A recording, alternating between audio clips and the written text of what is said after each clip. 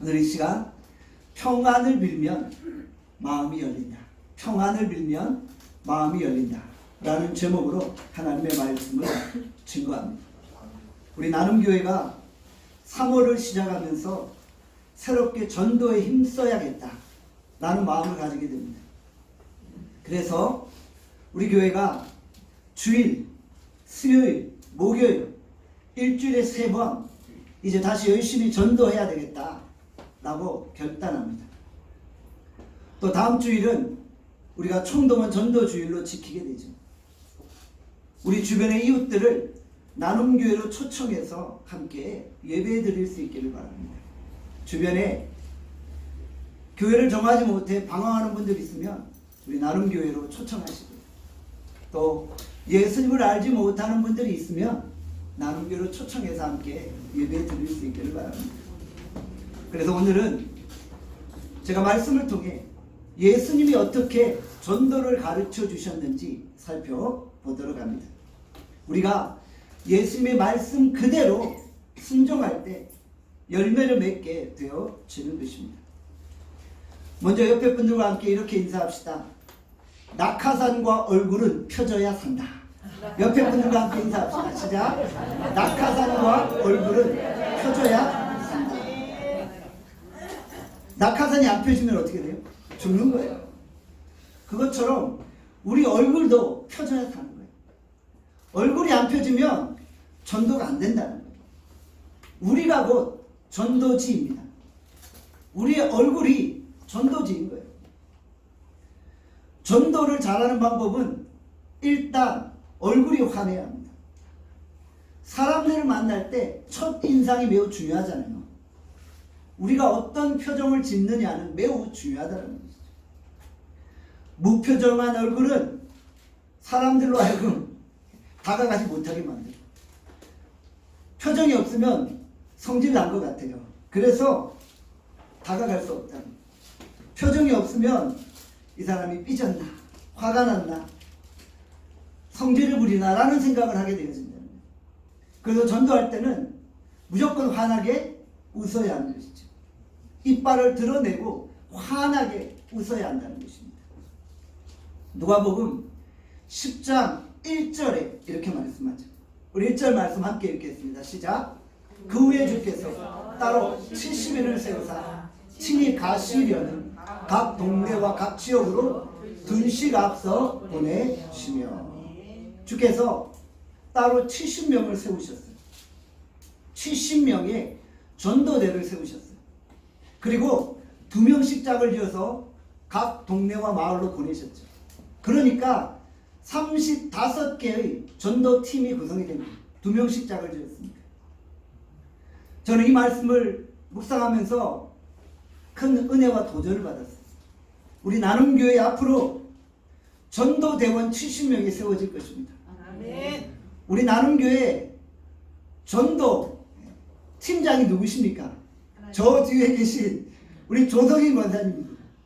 우리 조성인 권사님이 3년여 전에 이 자리에서 전도팀장으로 임명장을 받으셨어요. 그리고 열심히 이제 시간이 날 때마다 이제 전도를 하셨어요. 그리고 요즘에 이제 비즈니스 때문에 약간 전도를 멈추고 계시지만, 제가 지난 주간에 들어보니까 화요일과 목요일은 이제 시간이 좀 난다고 하십니다. 그래서 목요일 2시에 우리가 이제 다시 전도를 할 거예요. 제가 처음 말씀드렸죠. 주일, 수요일, 목요일 이렇게 3번 우리가 다시 전도를 시작합니다. 그래서 우리가 전도하는 일에도 열정을 내야 돼요. 저는 우리 나눔교회에 70명의 전도 특공대가 세워지기를 소원합니다. 아멘. 여러분들 모두가 사실은 전도 대원이에요. 여기 계신 모두가 전도 특공대예요. 그런데 여러분들 플러스 추가적인 전도 대원들이 모집이 돼야 됩니다. 그래서 오늘 예수님이 뭐라고 말씀하셨어요? 따로 70명을 세우셨다.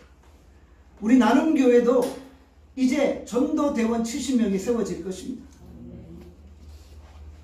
70명이 세워지면 어떻게 해요? 2명씩 짝을 지어서 각 동네와 마을로 보내는 거예요. 왜 2명씩 예수님이 보내셨을까요? 이유가 있겠죠. 혼자 가면은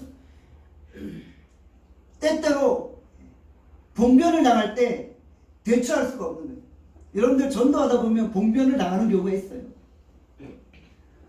저도 전도를 하다 보니까 어떤 분이 막 저에게 소금을 뿌리는 그런 일들을 당한 경험이 있는 거예요. 그러면 얼마나 막 서러워요. 그렇죠? 전도하러 갔는데 누가 나가라고 막 소금을 뿌려요. 그럼 혼자서 나가면은 야, 이게 상당히 서러워요. 그런데 옆에 누가 있으면은 격려와 위로가 되어진다는 것이죠. 그래서 2사람씩을 주께서 보내시는 거예요. 서로 격려하고 서로 힘이 되어주는 거예요. 또 한 사람이 전도를 하다가 실수하는 경우가 있어요. 그렇죠?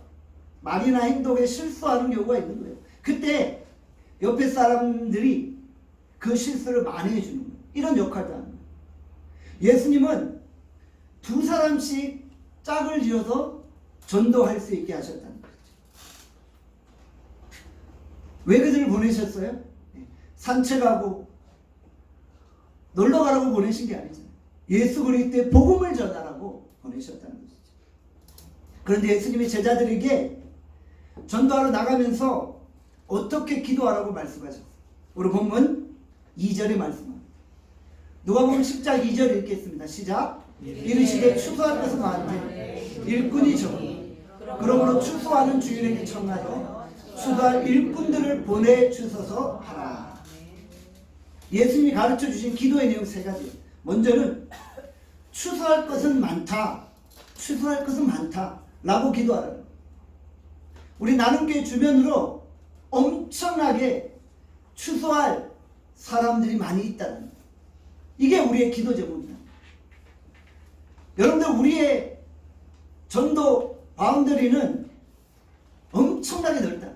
신도림과 구로와 서울과 대한민국과 더 넘어서 열방이 우리가 복음을 전해할 전도지는 열방이 우리의 교구가 되어진다는 거죠. 추수할 것이 너무나도 많다라고 고백하며 기도하라는 거예요. 2번째는 뭐예요? 일꾼이 적다라고. 일꾼이 적다. 추수할 곳은 널려 있는데 일꾼이 너무 적다고 고백하라는 거예요. 그러면서 마지막으로 뭐라고 기도하는 거예요? 추수할 일꾼들을 보내주소서. 추수할 일꾼 좀 보내주소서 라고 기도하라고 말씀하십니다. 예수님이 70명을 전도특공대로 보내시면서 70명 가지고 안 된다는 거예요. 70명 말고 전도할 사람들 더 보내달라고 간구하라. 그러니까 70명 가지고 부족하다는 거예요. 더 많은 전도대원들이 필요하다는 것이죠. 우리 나눔교회 주께서 전도할 일꾼들을 보내주시기를 소원합니다.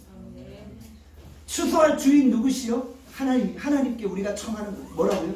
주님, 우리 나눔교회 추수할 일꾼들을 보내주십시오.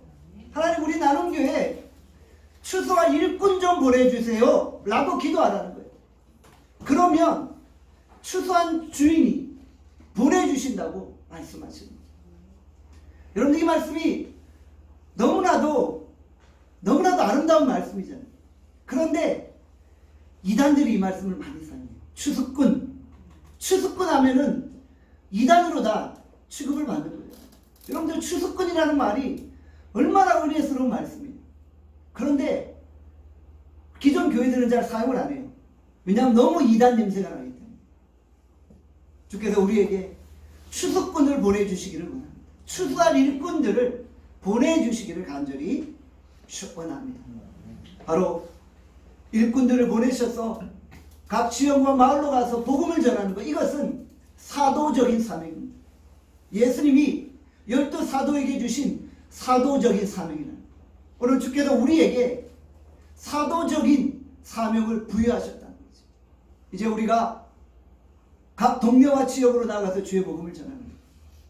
얼마 전에 우리 김순례 권사님이 저에게 이런 이야기를 하시는 거예요. 사실은 오피스텔에 정말 너무 많은 전도할 사람들이 있다는 거예요.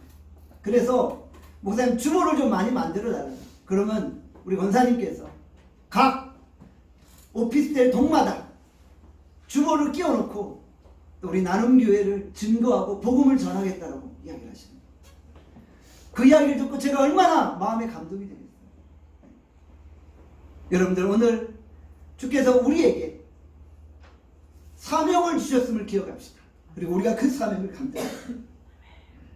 누가복음 10장 3절에 이렇게 말씀합니다. 함께 읽겠습니다. 시작. 갈지어다 내가 너희를 보내니 어린 양을 이리 가운데로 보냄과 같도다. 갈지어다. 따라합시다. 갈지어다. 갈지어다. 우리에게 말씀하십니다. 갈지어다. 가라는 거예요. 각 지역과 동네와 마을로 가라는 거예요. 가서 주의 복음을 전달하는 것이죠. 주님이 우리를 보내시는데 우리가 가야 할 곳이 어디예요? 이 세상이라는 척박한 환경입니다. 그곳에 이리때가 가득합니다. 우리를 잡아먹으려고 하는 이리때가 가득한 세상 속에 우리를 보내셨다는 것이죠. 누가복음 10장 13절에 이렇게 말씀합니다. 함께 읽겠습니다. 시작.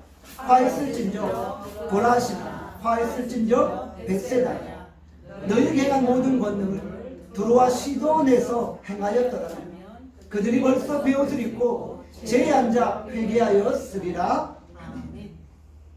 고라신과 벳세다는 구약에 나타난 죄악의 도시이잖아. 마치 이리때가 득실거리는 현대사회를 보여주는 도시라는 거죠. 이 도시들은 복음을 거부하는 거예요. 이 도시들은 예수 그리스도를 거부하고 있는 거예요. 바로 고라신과 벳세다가 우리의 직장이요, 우리가 사는 세상이라는 것입니다. 그곳에서 우리가 주의 복음을 증거해야 됩니다. 세상은 우리를 오히려 해하고 우리를 공격하려고 하는 거예요. 우리가 이런 환경 속에서 예수 그리스도만을 의지하여 복음을 증거하며 나아가야 한다는 것이죠. 우리가 복음을 거부하는 지역사회 속으로 들어가서 예수 그리스도를 외쳐야 합니다. 세상에서 예수 그리스도의 향기를 드러내야 됩니다. 우리가 복음을 증거하다 보면 결과와 열매가 없을 수가 있어요. 사람들이 외면을 받고 핍박을 당할 수가 있어요. 초창기 이야기예요. 제가 교회를 개척하고 초창기에 전도했을 때 이야기예요. 저는 이런 이야기들이 지금도 많이 나타날 수 있기를 소원합니다. 제가 초창기에 복음을 전하는데 저희 교회 바로 앞에 푸르지오 아파트가 있잖아요. 거기에 어떤 한 애기 엄마가 있었어요. 유모차를 끌면서 항상 저희 교회 앞에서 산책을 하십니다. 근데 제가 이제 전도지를 이렇게 그분한테 전했잖아요. 근데 이제 좀 귀찮으셨나 봐요. 뭐 그분이 산책할 때마다 내가 나타나니까. 그때는 뭐 매일같이 밤낮 전도를 했으니까. 내가 그날도 또 전도지를 주니까 손으로 딱 치는 거예요. 전도지를 딱 치는데 이게 싹 날아가는 거예요. 쫙 날아가면서 이제 바람이 차보니까 쫙 날아가는 거예요. 그래서 내가 이제 막 쫓아가서 전도지가 떨어졌으니까 쫓아가서 붙잡으려고 딱 달려가서 전도지를 잡으려고 하는데 바람이 또 싹 불어버리는 거야. 그러니까 전도지가 또 날아가. 또 달려가려고 또 잡으려고 하니까 바람이 또 불어. 또 날아가. 한 3번쯤 바람이 불어서 전도지를 붙잡지 못하다가 3번 만에 이제 딱 붙잡았어요. 그리고 딱 돌아오는데 어떤 마음이 들까요? 한편으로는 참 내 자신이 처량해 보인다라는 생각이 드는 거예요. 이렇게까지 복음을 전해야 되나라는 생각이 드는 거예요. 여러분들, 그런데 그것이 은혜라는 거예요. 그리고 다시 이제 교회로 들어오는데 그런 나의 모습이 얼마나 감격스러운지, 내가 주의 복음을 전하다가 이런 경험을 한 것이 은혜라는 거예요. 이런 경험들은 우리 인생에 많이 있어야 되는 거죠. 여러분, 한 번 있어서 끝날 일이 아니라 자주 많이 있어야 돼요. 오늘 이 시대는 고라신과 벳세다와 같다는 거예요. 아무리 예수님을 외쳐도 이 세상은 예수님을 거부해요. 예수님을 부인해요. 그래서 예수님이 어린 양을 이리 가운데 보낸다고 하셨잖아요.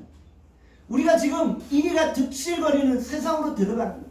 우리의 직장, 우리의 사업장, 우리의 세상은 이리때가 득실거리는 곳이라는 거예요. 우리가 그곳에서 주의 복음을 들고 살아남아야 되는 거예요. 오늘 우리에게 주의 복음을 증거할 때 주께서 능력과 권능을 허락하심을 믿으시길 바랍니다. 그러니까 아무리 이리때가 우리를 해하려고 해도 우리를 능히 해할 수 없는 거예요. 우리는 하나님을 의지하고 나가는 거예요. 세상은 권력을 의지하잖아요. 세상은 주를 의지하잖아요. 내가 청와대에 아는 사람이 있다. 이게 세상의 힘인 거잖아요. 내가 누구 국회의원 안다. 이게 세상의 힘이잖아요. 그러나 우리는 그런 세상 속에서 하나님의 힘을 의지하고 하나님을 의지하고 나가게 되어진다는 것이죠. 그리고 우리가 하나님을 의지할 때 주께서 우리에게 승리와 능력을 허락하여 주시고 전도로 나갈 때 하나님이 우리에게 힘을 주셔서 우리의 내면에 삼섰던 힘과 능력이 솟아나옵니다. 주의 복음을 증거하며 순종하는 자에게 주시는 하나님의 능력입니다. 주께서 우리를 보내실 때 내가 너와 함께 하겠다고 약속하셨다. 내가 너와 함께하여 내가 너를 돕겠다고 약속하셨다. 원래 우리가 이렇게 담대한 마음을 가지고 주 앞에 나가는 거예요. 순종하는 자에게 능력을 주시는 거예요. 전도에 관해서 중요한 것은 내가 전도를 잘하느냐 못하느냐가 아니에요. 내가 얼마나 유창한 언어로 내가 얼마나 미사고를 사용하면서 전도를 하느냐 못하느냐가 아니라는 거예요. 오히려 사도 바울이 학문의 도시 아덴에서는 복음 증거를 못했잖아요. 왜 그런 현상이 발생했어요? 사도 바울이 정말 뛰어난 학문을 가지고 그 아테네 사람들에게 학문을 가지고 접근하려고 했던 거예요. 그러니까 오히려 복음 증거에 방해가 되었던 거예요. 그런데 우리가 전도를 할 때 뭐 대단한 권력과 능력과 힘과 지혜를 가지고 전해야만 되는 게 아니에요. 그냥 우리는 힘이 없고 연약할지라도 순종하면 되는 거예요. 순종하느냐 안 하느냐가 중요하다는 것이죠. 전도의 확실한 전략은 무조건 순종하여서 전도의 현장으로 나아가는 것입니다. 그게 중요한 거예요. 무조건 나아가는 거예요. 가장 중요한 전략은 순종하며 나아가는 거예요. 순종하면 주께서 역사하십니다. 주께서 우리를 통해 역사하십니다. 요나가 회개하고 이제 니네로 가서 복음을 전하잖아요. 그때 어떤 역사가 일어났어요? 그가 그냥 외치니까 그냥 회개하라 회개하라 천국에 가까웠다 외치니까 왕으로부터 신하들의 길까지 다 죄옷을 입고 통일하는 역사가 일어난 거죠. 순종하며 외치면 그런 역사가 일어나게 되어 진다라는 것이죠. 예수님이 우리를 두 십자지어 세상으로 보내시며 세상을 향해 예수 그리스도를 외치라고 말씀하고 있는 것입니다. 저는 여러분들이 이렇게 묻고 싶어요. 여러분들 어떻습니까? 여러분들에게 매일 복음을 전할 전도의 현장이 있습니까? 그리고 여러분들에게 함께 동역하며 복음을 전할 동역자가 있습니까? 전도를 혼자 하기 어려우니까 함께 전도할 수 있는 사람이 필요한 거예요. 전도의 짝이 필요한 것입니다. 그리고 여러분의 전도의 현장이 필요한 거예요. 주님이 우리를 보내신 곳이 있다는 그 현장 속에서 우리가 주님을 외쳐야 한다는 것이죠. 우리가 나눔교회로 모인 이유가 무엇입니까? 우리가 동호회로 모인 게 아니잖아요. 우리가 사교 모임으로 모인 게 아니잖아요. 우리는 예외 없이 복음을 전하고 예수 그리스도를 선포하고 예수 그리스도를 외치기 위해서 존재하는 것이죠. 그래서 우리가 혼자가 아니라 우리 전도 함께 할 수 있는 사람과 더불어 전도 현장에서 복음을 전할 수 있기를 바랍니다. 누가복음 10장 5절에 이렇게 말씀합니다. 함께 읽겠습니다. 시작. 전대나 배낭이나 신발을 가지지 말고 길에서 아무에게도 무난하지 말고 어느 집에 들어가든지 먼저 말하되 이 집이 평안할지어다 하라. 자, 예수님이 전도자들에게 이렇게 말씀하십니다. 전대나 배낭이나 신발 가지지 말라. 왜 가지지 말아야 돼요? 예수님이 다 공급하시겠다. 전도하는 자에게는 때를 따라 필요를 따라 다 공급하시겠다. 저희가 신도림에서 전도를 하는데 또 다른 전도자가 신도림에 나타난 거예요. 한 번도 본 분이 아니었어요. 그런데 어떤 분이 신도림에서 전도를 하고 있는 거예요. 저도 전도를 하고 있어요. 그래서 만났어요. 서로 만나니까 어떤 역사가 일어나요? 전도에 관한 대화가 되는 거죠. 그래서 그분이 어느 날 우리 나눔교회 자기가 마스크를 좀 공급해서 나눔교회가 계속 전도를 할 수 있도록 돕겠다고 하십니다. 그래서 수년 동안 그분이 마스크를 공급해 주어서 우리가 계속 전도를 할 수 있었죠. 하나님이 전도하는 자들에게 생각지도 못한 만남을 주시는 거예요. 제가 그분을 본 적도 없었는데 전도 와서 만나서 서로 전도하는 모습을 보며 은혜 받아서 서로 동력하면서 전도하게 돼요. 하나님이 전도하는 자들에게는 필요에 따라 공급해 주십니다. 그리고 길에서 아무에게도 무난하지 말라고 말씀했죠. 이게 무슨 의미인가요? 이스라엘 사람들은 한 번 이렇게 만나잖아요. 그러면 안부 인사를 장시간 해버립니다. 우리처럼 그냥 안녕히 계세요 이러고 가는 게 아니라 뭐 가족은 어떻고 직업은 어떻고 뭐 사회는 어떻고 막 이런 거 이야기하다가 오랜 시간을 허비해버립니다. 그런데 전도하는 자들이 길 가다가 안부 묻고 뭐 장시간 대화 나누고 그러고 전도가 돼요? 안 되잖아요. 그러니까 예수님이 뭐라고 하셨어요? 너희들은 지금 전도의 사도적 사명을 가지고 마을로 들어가는 거니까 지나가다 누구 만난다고 시간 허비하지 말라는 거예요. 아무에게나 안부 물으면서 거기서 지체하지 말고 전속력으로 복음 전하러 가라. 이렇게 지금 말씀하십니다. 우리에게는 거룩한 사명이 있다는 거예요. 그 사명을 붙들고 지체하지 말라는 거예요. 여기저기 기웃거리지 말고 사명에 충성하라고 말씀하십니다. 그래서 길에서 아무에게도 무난하지 말라고 합니다. 그리고 또 어느 집에 들어가든지 어느 가게에 들어가든지 먼저 말하되 이 집이 평안할지어다 라고 말하라고 말씀했죠. 먼저 말하되 이 집이 평안할지어다. 평안을 외치라고 말씀합니다. 여기서 평안이 무엇입니까? 이 평안은 메시아적인 임재를 의미하는 거예요. 여러분 우리가 이 샬롬, 평안을 그냥 쉽게 생각할 수 없는 거예요. 이것은 메시아가 가져다주는 이스라엘의 평강을 의미하는 거예요. 그러니까 이스라엘 백성들이 샬롬, 평강 이야기하면 거기에는 모든 것이 다 담겨 있는 거예요. 그러니까 인간이 이 땅에서 누릴 수 있는 모든 축복들이 그 샬롬이라는 단어 안에 다 들어가 있는 거예요. 사업도 평안이고요. 건강도 평안이고요. 가정도 평안이고요. 자녀도 평안이고요. 나라도 평안이고요. 하여튼 모든 인생의 복들이 샬롬이라는 단어 안에 다 숨겨져 있다. 전도자가 어느 집에 들어가든지 이 집이 평안할지어다 라고 먼저 말하라고 이야기하고 있는 것이죠. 우리가 이제 전도를 할 때 먼저 각 사람에게 평안을 빌어야 됩니다. 어떤 분은 전도하면서 예수하면서 지옥 갑니다 이런 이야기를 먼저 해요. 그러면 상대편이 엄청나게 거부감을 느껴요. 지옥이라는 단어 자체가 상대편을 엄청나게 불편하게 만듭니다. 근데 왜 이렇게 불편하게 만드는 일들을 우리가 저지릅니까? 물론 예수 안 믿으면 지옥 가지요. 갔지만 처음 보는 사람에게 먼저 지옥 이야기를 꺼낸다면 상대편의 마음 문을 닫아버립니다. 그래서 먼저 누구를 만나든 어떻게 하라고요? 먼저 말하되, 예수님이 가르쳐 주신 거예요. 먼저 말하되 지옥 이야기하지 말고 이 집이 평안할지어다. 평안 이야기하라는 거예요. 이 가정이 평안할지어다. 이 직장이 평안할지어다. 평안 먼저 이야기하라는 거예요. 이 평안을 우리 한국식으로 표현하면 복인 거예요. 복을 먼저 빌어줘라. 이렇게 말씀합니다. 이스라엘에게 샬롬은 인생에서 누릴 수 있는 모든 복을 다 이야기하는 거예요.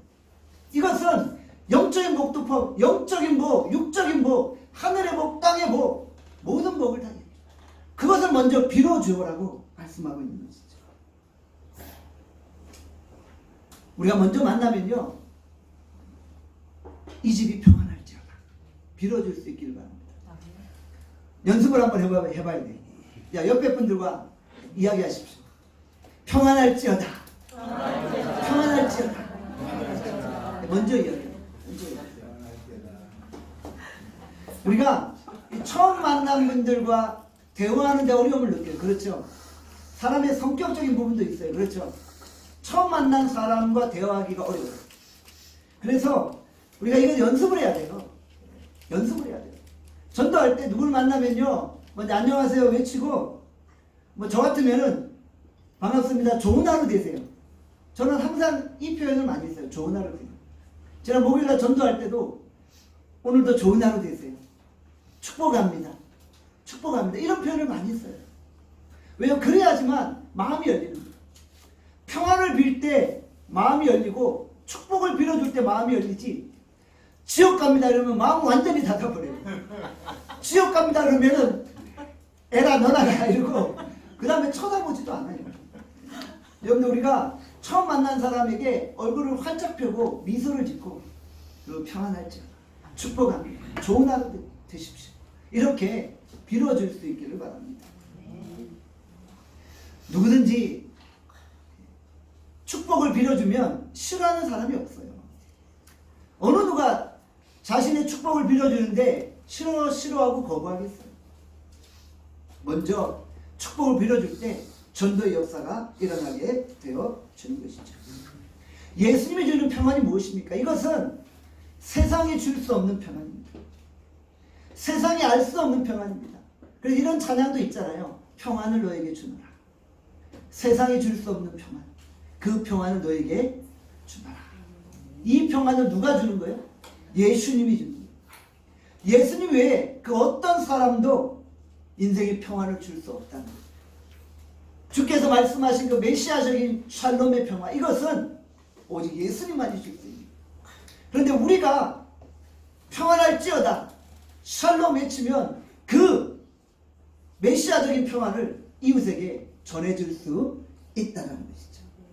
예수님은 우리에게 평안을 주시기 위해서 십자가에 못 박혀 죽으신 거예요. 그렇잖아요.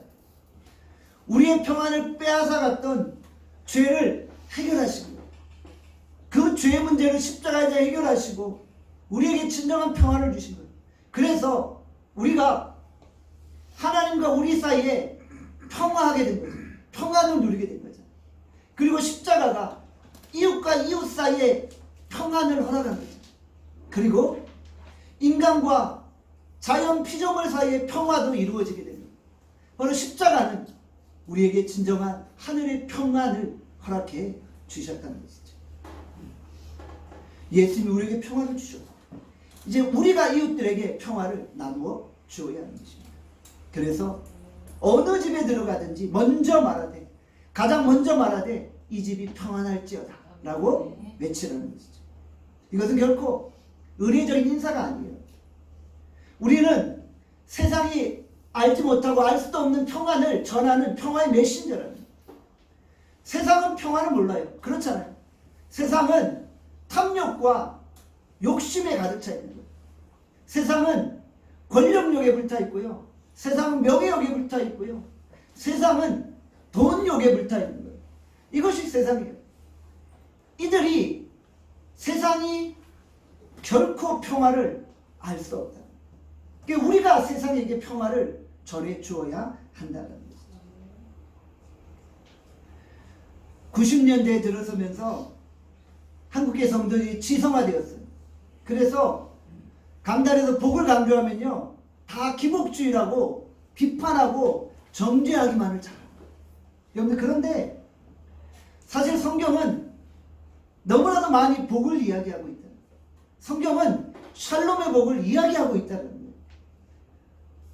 믿음의 조상인 아브라함도 복의 근원이었잖아요. 샬롬의 근원이었잖아요. 그를 통해 세상이 복을 받는다고 했잖아요. 성경에 수많은 복 이야기가 나타나고 있다는 거예요.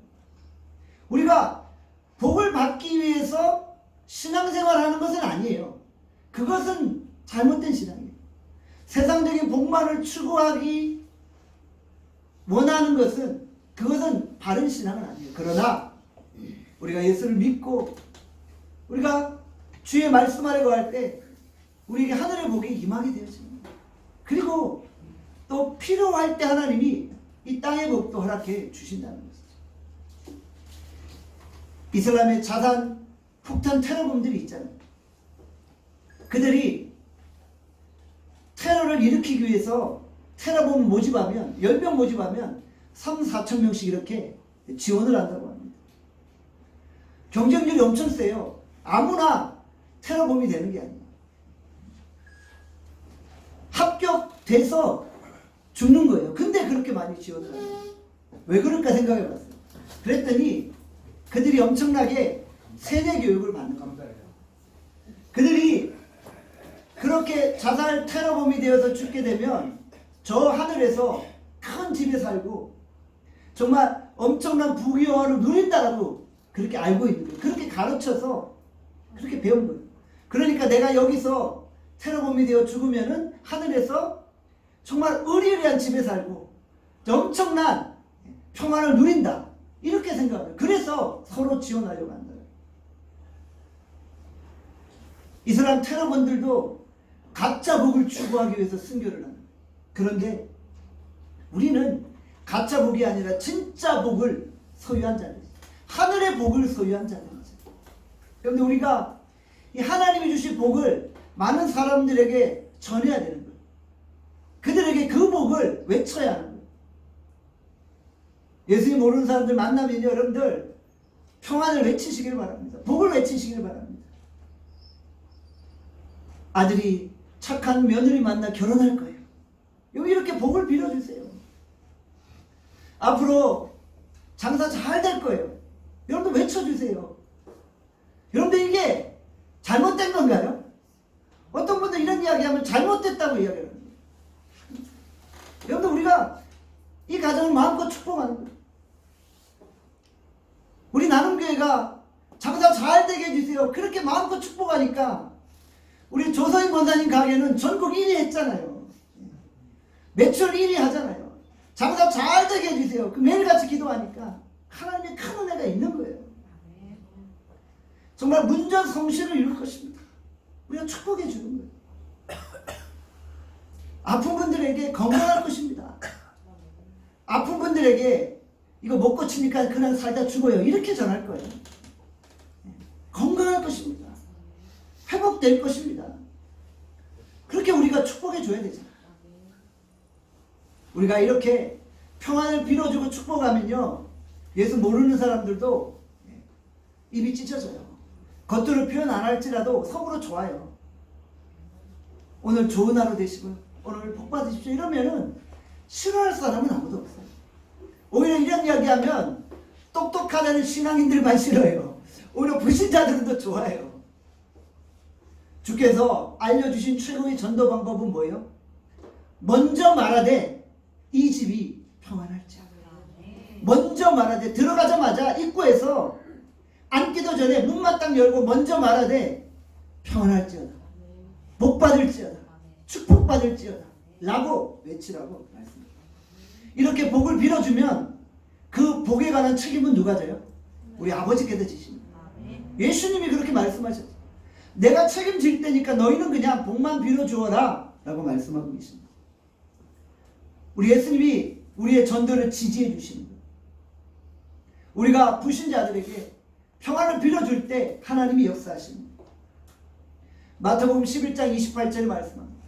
수고하고 무거운 짐진 자들아 다 내게로 오라 내가 너희를 쉬게 하리라. 예수님이 평안 주신다고 하셨잖아요. 그러니까 예수님께만 나오세요. 그러면 평안 주십니다. 평안합니다. 쉼이 있습니다. 우리는 외치는 거고 나머지는 예수님 몫인 거예요. 예수님이 책임져 주시는 거예요. 우리가 말씀에 순종했기 때문입니다. 누가복음 10장 6절에 이렇게 말씀합니다. 함께 읽겠습니다. 시작. 만일 평안을 받을 사람은 거기 있으면 너희의 평안이 그에게 머물 것이요 그렇지 않으면 너희에게로 돌아오리라. 우리가 열심히 불신자들에게 평안을 빌어줬는데 그 사람이 평안을 받기에 합당하지 않아요. 그럼 어떻게 된다고요? 그 평안이 우리에게 오는 거예요. 결국 우리가 평안을 많이 빌어주고 복을 많이 빌어주면 그게 다 내게로 오는 거예요. 내게로. 그게 다 내게 유익이 되는 거예요. 그러니까 더 많이 빌어줘야 되겠죠. 크게 주의 은혜를 체험한 분들은 보면 말씀을 한 자도 빼놓지 않고 다 그대로 믿고 순종하는 분들. 어린아이와 같이 그대로 받아들이는 거예요. 단순 무식하게 믿는 거예요. 그럴 때 은혜가 있는 거예요. 평안을 빌어주면 받는 자가 합당하지 않으면 내게로 온다는 거예요. 그 복이 내게로 온다. 그럼 우리가 마음껏 빌어줘야 되잖아요. 언론이나 책에 나오는 전도왕들 보면요, 엄청나게 복을 빌어주는 사람들이 빌어주니까 내가 또 복을 받게 되어진다는 것이죠. 설교의 황태자로 일컬음받았던 스펄전 목사님이 목회자 후보생들에게 이런 말씀을 남기셨어요. 강달에 오르기 전에 먼저 얼굴부터 살펴보라. 천국을 설교하는 자에게 먼저 천국이 임해야 된다. 그런데 우리가 복음을 전하고 외칠 때 우리 안에 먼저 천국이 임해야 되잖아요. 우리 안에 먼저 평화가 임해야 되잖아요. 그러고 외칠 때 내 말씀을 듣는 자들이 평화하게 되어진다는 것이죠. 그래서 제가 시작하면서 이렇게 말씀하죠. 낙하산 얼굴을 펴지 않습니다. 우리가 얼굴을 펴는 내 안에 내 얼굴에 천국이 임하는 거예요. 설교자가 먼저 천국을 경험하고 외쳐야지 천국이 설교를 듣는 자들에게 임하죠. 우리가 전도를 하면서 기쁨을 누리는 거예요. 그러니까 여러분들 전도의 기쁨을 체험한 자는 그 기쁨 속에 감격 속에 살아가게 되어진다는 것이죠. 누가복음 10장 17절에서 18절 말씀 함께 읽도록 하겠습니다.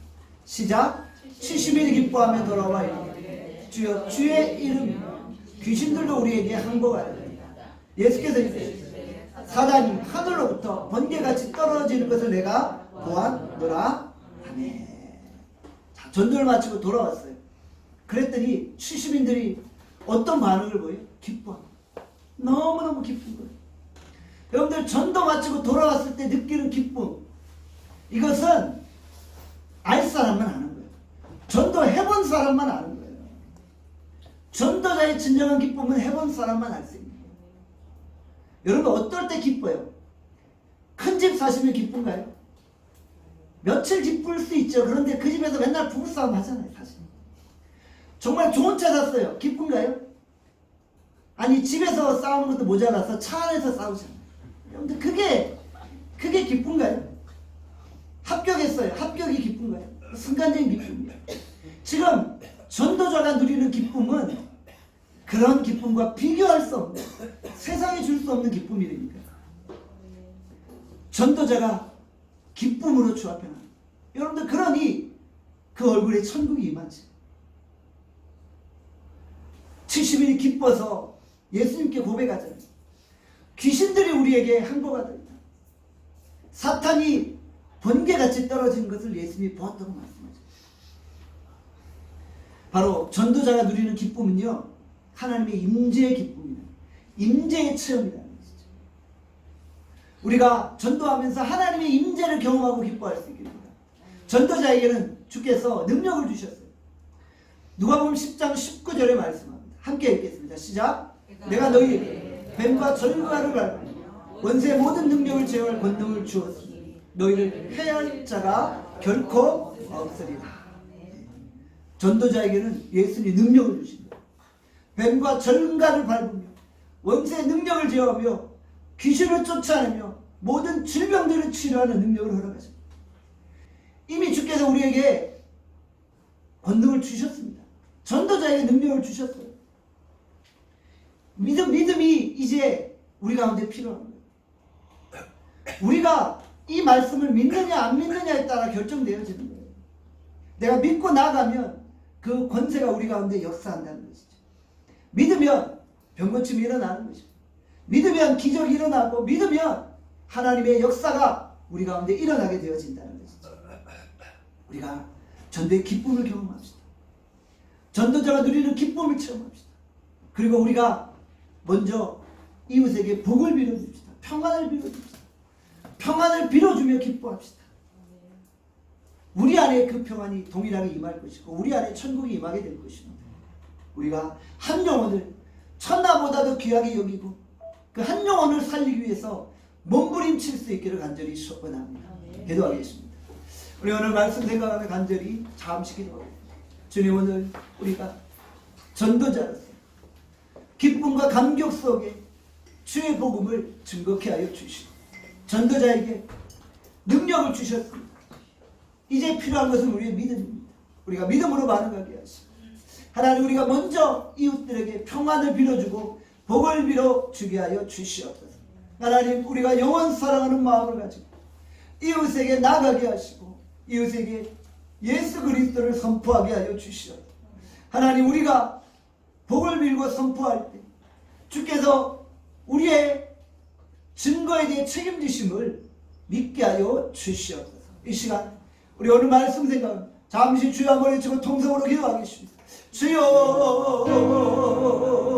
아버지 하나님, 이 시간 철저히 하나님 아버지 하나님, 하나님 우리가 주의 복음을 전하는 하나님, 우리가 정말 주의 복음을 전하는 전도자가 되어질 수 있게 하나님, 우리가 전도자로서 사명을 감당할 수 있게 하여 먼저 복을 빌고 먼저 평안을 빌고 하나님, 먼저 우리가 주의 복음을 외치게 하여 주시고 하나님, 예수 알지 못하는 자들이시고 여러분들 하나님 주의 말씀을 선포합니다. 하나님 아버지, 우리에게 권세를 받아서 우리가 그 권세와 능력을 사용해 하나님 아버지, 우리가 하나님 주의 나라를 인도하며 우리 안에 먼저 천국이 우리 안에 먼저 하늘나라가 임하게 하시고 하나님, 우리가 외쳐 주시기를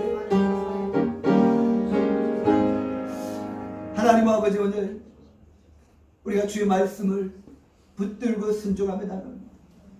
주님, 우리가 주의 복음을 증거하러 나갈 때 먼저 평안을 빌어줍니다. 그 평안이 받는 자들에게 능력이 될 것이고 그들이 받기에 합당하지 않으면 내게로 돌아온다고 하셨습니다. 하나님, 우리에게 전도자로서의 능력을 허락하여 주셨사옵니다. 오늘도 우리가 그 능력을 가지고 입을 벌려 주의 복음을 외치게 하여 주시기를 간절히 빌고 소원합니다. 하나님, 우리 힘과 능력을 덧입혀 주시고 하나님, 우리가 온전히 전도자로 하나님 앞에 쓰여질 수 있도록 은혜 베풀어 주시옵소서. 감사드립니다. 예수 그리스도의 이름으로 기도합니다. 아멘.